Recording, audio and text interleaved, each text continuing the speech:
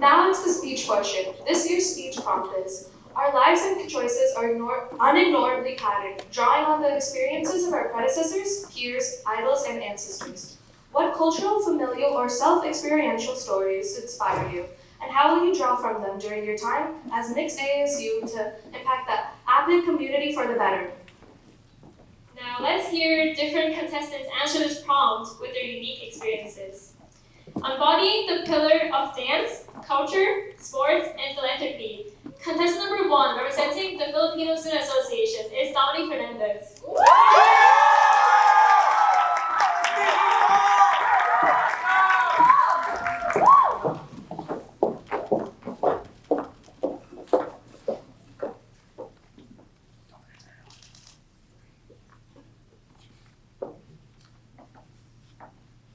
Our family stories are important, but as immigrant youth, it's also important to recognize how unique each person's struggles are.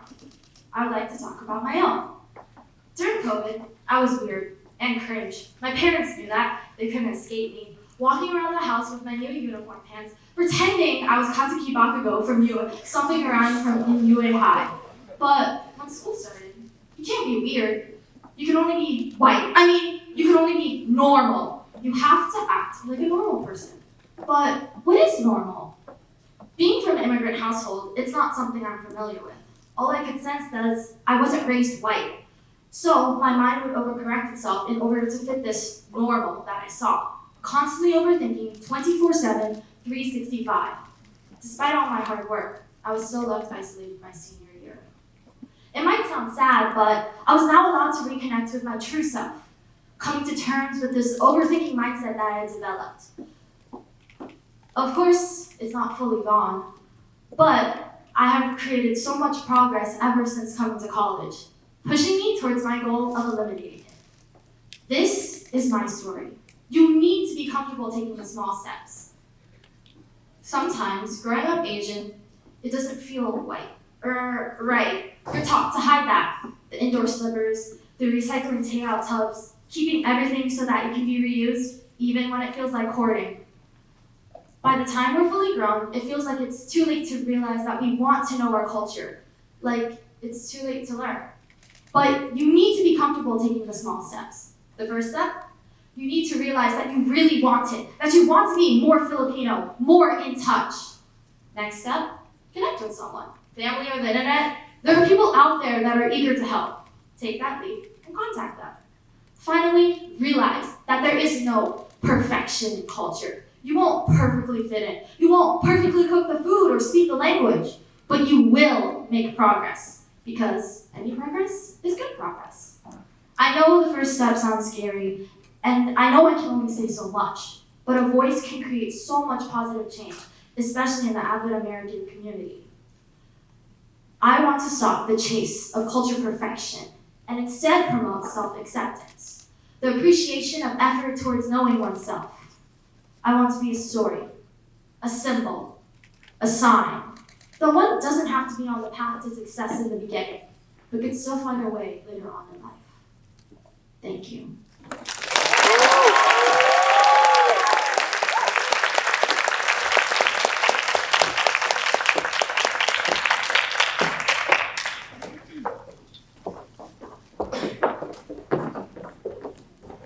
What an inspirational speech by Dominic.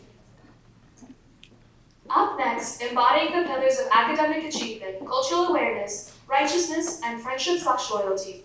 Contestant number 2, representing Pi Delta Psi Fraternity Incorporated, is Stephen Tran.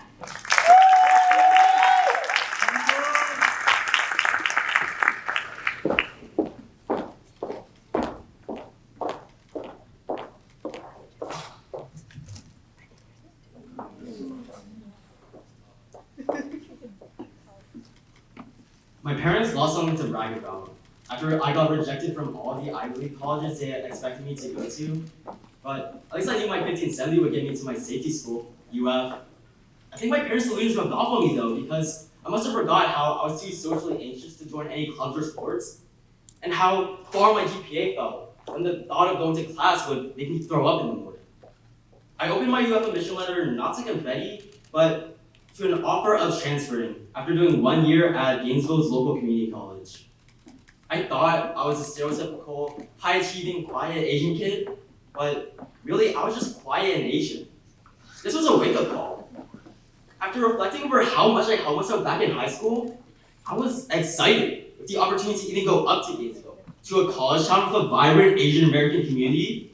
After all, nothing stopped me from just going to ASU events on campus. This would be my chance to finally open up. In my first few years being involved in ASU, I had the opportunity to learn and choreograph over 10 lion dance pieces for 3 different organizations. But that was the extent of my involvement. I was still closed off to others, and I was still looking for what I call my community. So, last summer, I co-founded and became president of UF's Lion Dance Team. Yeah! A new community where students like me could connect to our culture and find confidence in it. Watching initially quiet kids pick up a lion head, perform on stage to hundreds of people, and then call themselves part of LDT, that means something to me. While I was creating my community, I was also creating the opportunity for others to find theirs. This growth led me to Pi Delta Psi, a brotherhood I didn't think I had the courage to rush at first, but had always admired. Now, it represents my college journey of finally finding the communities that I always needed.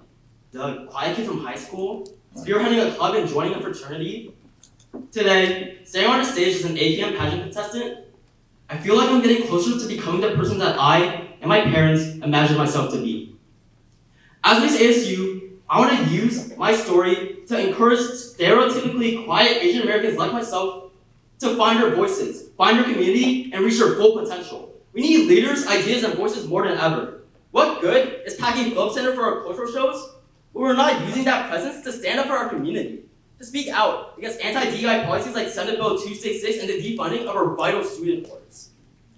We need to show our collective strength on campus. We need to promote students interested in leading their own organizations. 2S Home Asian Wealth Club, APSA, LDT, these are all young Asian orgs that prove how diverse ASU is evolving, and they need our support. As Miss ASU, I will use my platform to campaign for both established and new Asian orgs where Asian American students can continue to develop as leaders. Whether that be through performing or position or activism, have the audacity to put yourself out there. Thank you.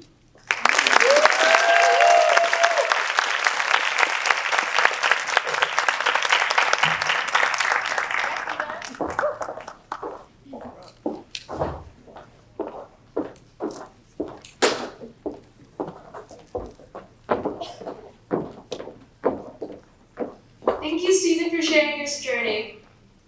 Up next, consistently empowering, motivating, persevering, respecting, and exemplifying the strength to the system.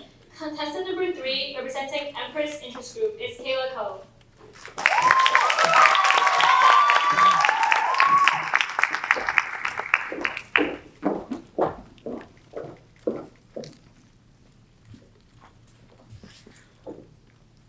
In the Philippines, the term tita means off. But it also means your mom's best friend, your neighbor, your community. And if you've ever been to a Filipino party, then you know the ritual of saying hi to your titas and titos. If you haven't, let me paint you a picture. You walk in, add your shoes with a growing pile at the door, and then you're suddenly met by an entourage of your mom's college roommates, then your uncle's coworker of 10 years, and then it's, wait, anak, have you seen Tita Girly? She used to hold you when you were a baby. Right. Well, that's how I grew up, surrounded by a found family, sharing lots of stories and laughs. I was able to grow in my creativity, my passions, by being surrounded by so many examples and personalities. I know how to braid my hair because of my Tito Lola, how to play Texas Hold'em because of my Tito Eric, and of course, my mom, a cardiac ICU nurse for over 15 years, who taught me patience, resilience, and my love of the arts. It's from carpooling to swim practice and McDonald's on Sunday mornings. My titos and titas showed me what a support system looks like, what it feels like. And when I came to college, I didn't realize I was searching for that same feeling until I found Empress. My family back in Orlando showed me how to support others, but growing alongside these women revealed what empowerment truly means. Now, it's carpooling to Monday meetings and BJ's on Saturday nights. It's learning how to make sushi bake with Wendy and gaining confidence from my mentor Tumi. I found myself learning again and again from everyone around me, learning how to take up space, learning how to grow, learning who I am. I am a living mosaic of all the lessons I've learned, conversations I've had from the community that made me brave enough to be here on the stage today. As an artist, we're taught that no idea is completely our own. Everything we create is a culmination of our inspirations. So maybe it's your student org, or the 14 littles that look up to you, or maybe you're still searching for that support system here. If that's the case, talk to anyone here tonight. Your community is waiting for you. As Mixed ASU, I want this title, this crown, to be a reminder. A reminder that if you're lucky enough to have already found your community, become the source of support for someone else. So that the next time you're listening to someone's struggles, someone's hardships, someone's lore drops, you show up. Learn with them. That is how lasting change is created for the APED community. Every piece of art has a muse, every story an inspiration. Your community is not something you just find. It's something you become. Thank you.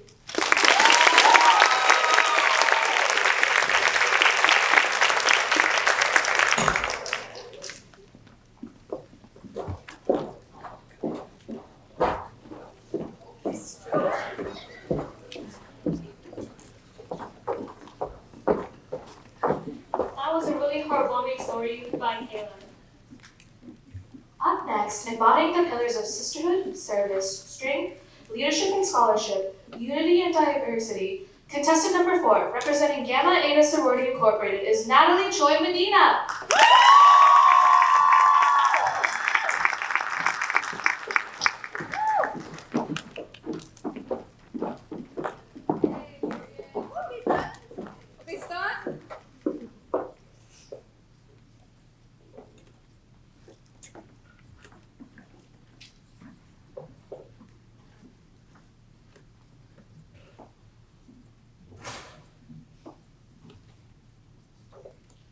At 21, my great-grandfather left China for Cuba in search of a better life.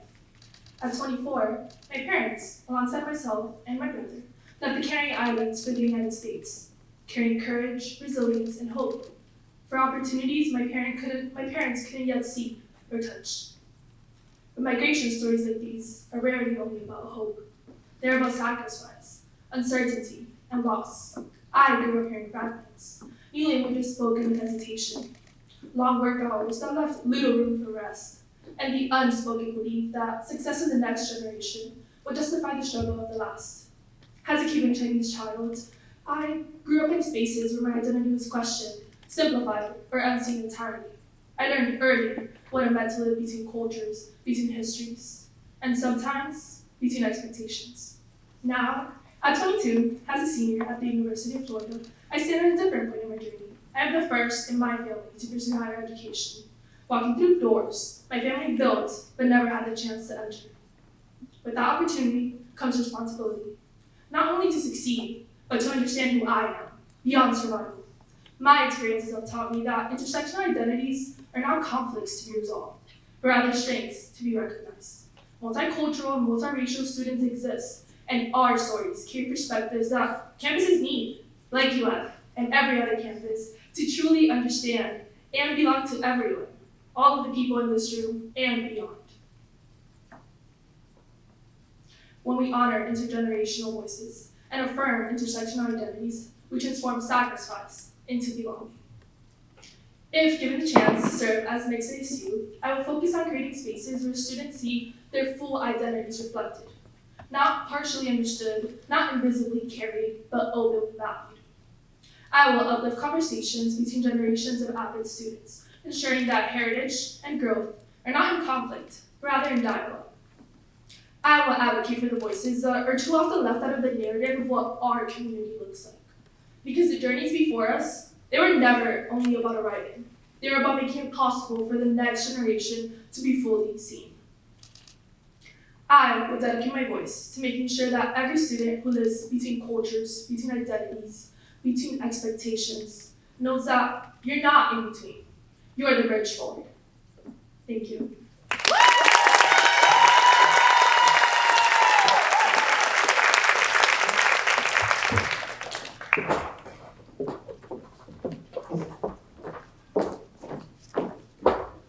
A powerful speech performed by Natalie. Up next, embodying the pillars of culture, service, and leadership, contestant number 5, representing the Chinese American Student Association, is Fiona Sun.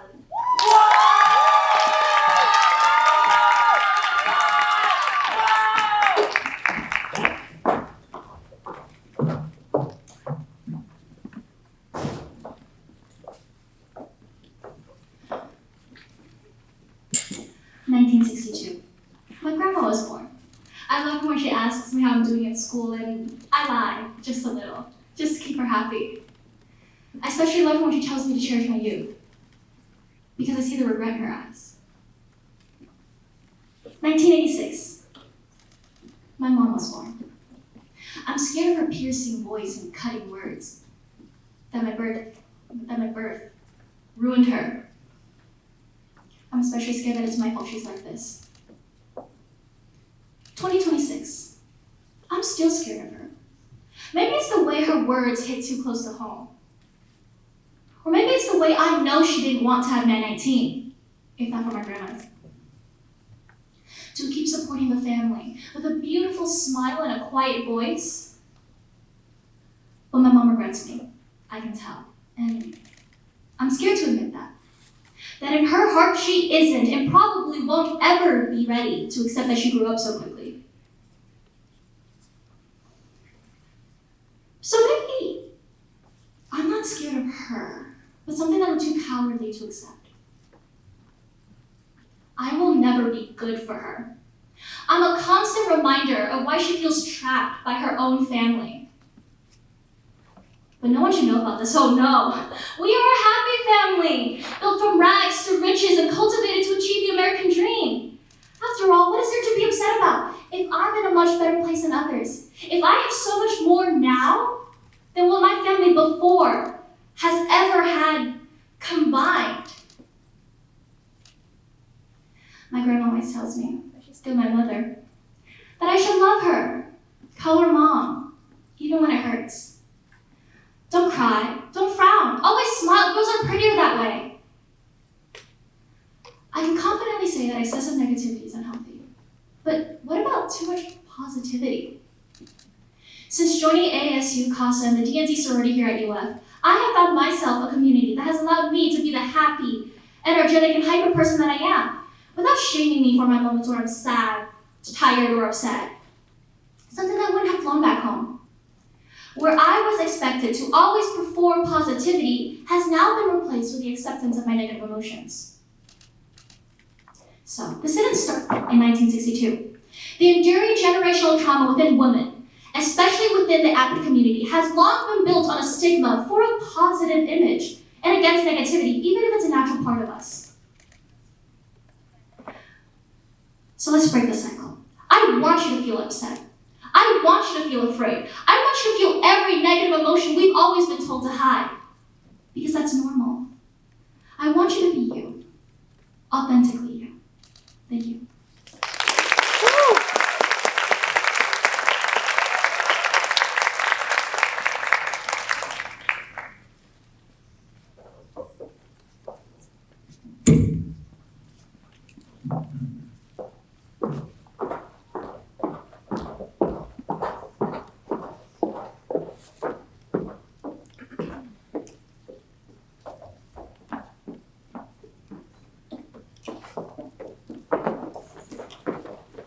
Thank you, Fiona, for being vulnerable and telling your story. Up next, embodying the pillars of courage, camaraderie, and culture, contestant number 6, representing Surge Interest Group, is Nico Wynn.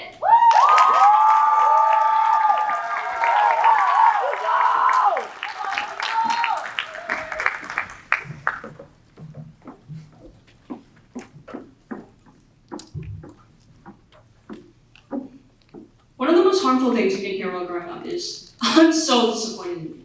Right? Well, I believe I have another contender. Did I do something wrong while you were growing up? Like many other Asian American kids, I want to make my parents proud of the person I am today. There are so many sacrifices that allow me to stand on this stage today, and I cannot begin to express just how appreciative I am for them. But the person I am today isn't the person my parents are proud of.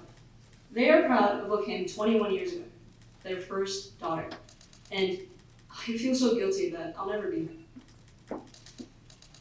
I am a trans-masked Vietnamese American, and I know the characteristics of an ideal child. They're respectful, disciplined, smart. They honor tradition. They understand that they need to make their parents' sacrifices mean something to keep the family going. Now, I'm already hearing what you're going to say. "Oh, they're your family. They'll accept you no matter what, right?" Well, yes, I do have to believe that. I've already had the invasive experience of being outed, and my family loves me, and I love them. But that doesn't mean it wasn't without years of conflict. I have heard all the comments, even the ones that they haven't told me to my face. The awkward car ride home when they found out from someone I made the mistake in trusting, how my only sister is pressured to be the last normal child. All of it. And I've asked myself all the questions. How would they react? Is it easier to keep up this facade? What if they're never able to accept me? Are they willing to lose me? Am I willing to lose them? But I'm still here today. While the journey of discovering myself was long, hard, and full of many poor outfit choices, I finally feel the most me.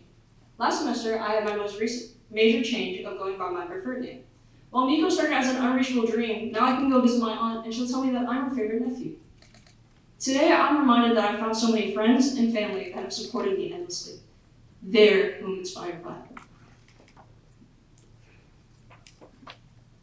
I've learned that the importance of truly being me without apology, that people shouldn't need someone else's permission to exist, that their worth isn't tied to what others expect them to be. I strive to make a stand that it's completely okay to exist exactly how you are. Standing here today, competing for Mixed ASU, is a reminder that you can find strength and talent even when you feel like you need to hide, that there are audiences of people that will accept you unconditionally, and if anyone needs that community, they will find me there. So no man, no bad. You didn't do anything wrong while I was growing up. I wouldn't be the kind, genuine, and thoughtful son I am today without the both of you. You still inspire me. Thank you.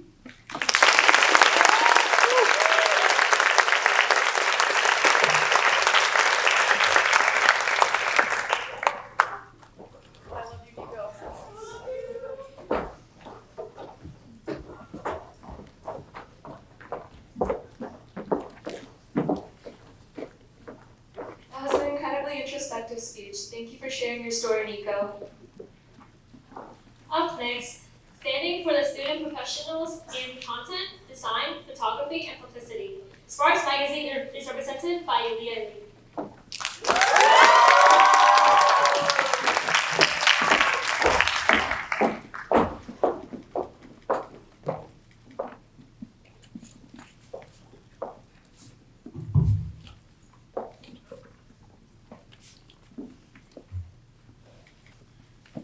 I loved My Little Pony as a kid, the show, the characters, the fan art, and I remember in 5th grade, I was drawing my ponies and my teacher came up to me and I covered my paper. He said, "You don't have to be embarrassed," but I was. I think shame is how I spent most of my life. Like many ethnic kids, I knew that physically I looked different. Combine that with intense shyness, unconventional interests, never really understanding American social cues, you realize early on you're not really normal. So I studied others, how they lived, what they did with their lives. Because when you're normal, life is good. You belong. You're loved. And also, you're a fraud. Let me confess my sins. For Thanksgiving, I never ate turkey. It was duck. I never had relatives visit. It was always just the 5 of us, alone in America. No one knew I read webtoons, watched anime, or, bear with me, dabbled in furry content. I know. But what I'm trying to say is, I was embarrassed. I remember feeling a flutter in my chest when I saw 2 women kiss for the first time, and later in Bible study when someone said being gay was a mental illness, I agreed. See, the thing is, when you become someone for everyone, lose yourself. You hate who you are, and you hate who you pretend to be. And I wish I could say that I suddenly figured out how to be myself, but it's difficult, and I'm still learning. But what has helped me was seeing others who were aware of shame, but living defiantly in spite of shame. Take the alternative fashion community. Through them, I learned that looking different isn't a burden. It can be a choice. The queer community, where women have historically stood up for their peers, risking their lives. I admire these people. I am proud to live in their legacy. I am proud of my fashion choices, of my gender, of my queerness. And I am also proud to be Asian American. That part I get from my parents. They look different, their English is worse than mine. Certainly, they don't understand American social cues, but they know that, and they persist. All these people, through being authentic, have become enfeebled. They were living their lives, not hiding. As aspiring mixed ASU, I want to encourage each and every one of you that in a world of stories, don't hide, live. Choose yourself. Be proud of yourself. Become your protagonist.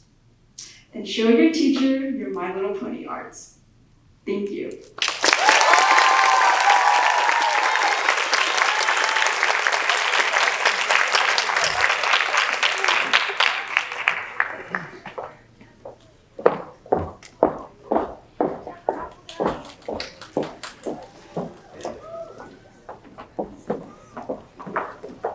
What a wonderfully authentic speech by Leo. Up next, embodying the pillars of sisterhood, service, and cultural diversity, contestant number 8, representing Kappa Phi Lambda Sorority Incorporated, is Laura Voom.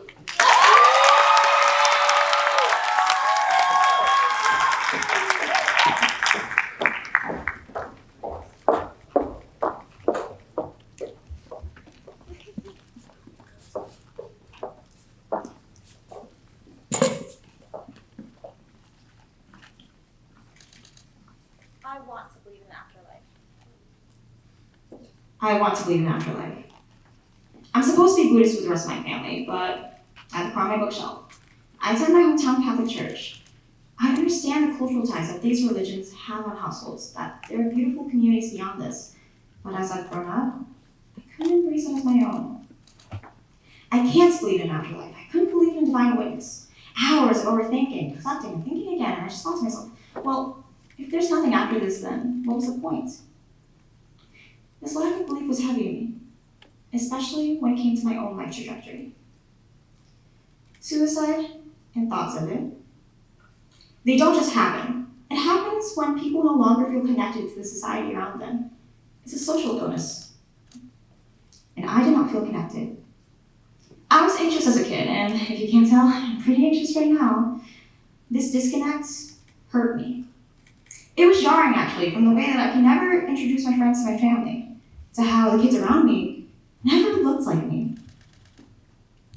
But times change. My environment changed, and I saw this most when I got to high school. I began to connect.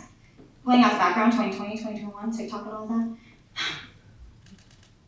that. I saw people become more outspoken. People who thought the same as me, looked the same as me, and importantly shared the same issues with their mental health as me. I followed suit and also put myself out there, finding my communities at UF, like Kappa Phi Lambda, Sorority Incorporated, where I found something beyond just a sisterhood. With them, yeah, sure, I could go get froyo, I could go on day trips, but I could also just talk. Like the Filipino Student Association as their advocacy chair, where I could make strides against the injustices that made me feel hopeless before. So with that, I smiled. A lot. I want to live. And I also want to say that this issue isn't just unique to me. It's a perspective that we should push forward. As a candidate for Mixed ASU, I want to show that there aren't destined people for success. That just because you think, oh, I'm such a chud, that doesn't mean you can't come up here and speak up one day as well. I also want to show that even if people were given everything, warmth, connection, privilege, on a silver platter, that doesn't mean we don't deserve that too. When somebody leaves a community, it reflects something about that community, not the individual. So let's spread awareness and make spaces where people do not feel invisible anymore. And let's advocate for communities whose fates are running alongside ours as well. So reach out to the people you haven't heard from in a long time. Check up on your friends because you don't know what they're going through. Because maybe we won't ever know if there's an afterlife. Because we know we have this life. Because we have, thank you.